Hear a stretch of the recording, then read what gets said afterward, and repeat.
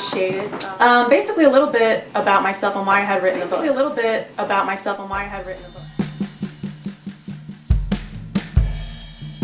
After CBS Atlanta alerted Park Atlanta that their machines may have been hacked this week, they sent out inspectors. But financial security expert Ornella Grosz says they may have been too late. I mean, by the time they probably came out and searched this, that device could have been taken off within an hour or two.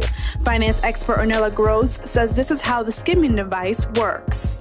Well, basically, ATM skimming is when the thieves, they take a device, which could be similar to what you see at the ATM where you insert your card. So it's a false front. Ornella Grosz, author of Moneylicious, tells us there are a lot of things we can learn from Warren Buffett's frugal living. Well, Warren Buffett is also known for getting a modest salary from his business. So, Atlanta-based author Ornella Grosz wrote a manual just for you. Moneylicious chronicles the best ways for Echo baby boomers or members of Generation Y to save, invest, and make their money work for them. You don't need to have a lot of money to invest. How many of you have kind of grew up working, maybe since you were 15, 16 years old?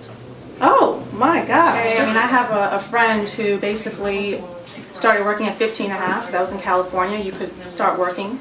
And as soon as she was old enough to move out, she moved out. And that's a story that I hear a lot of the times, and it's interesting that a lot has to do with Generation Y.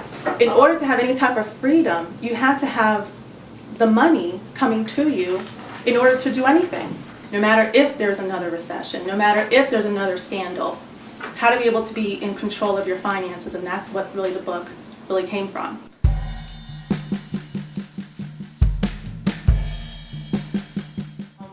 I want to play devil's advocate. Please do. Have a bunch of credit cards.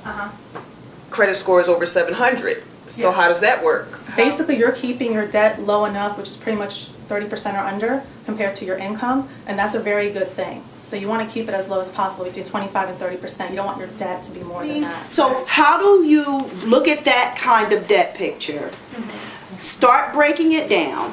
Like, do I go back to debt from 10 years ago when I owed, you know, whatever, Bally's $300, or do I start with?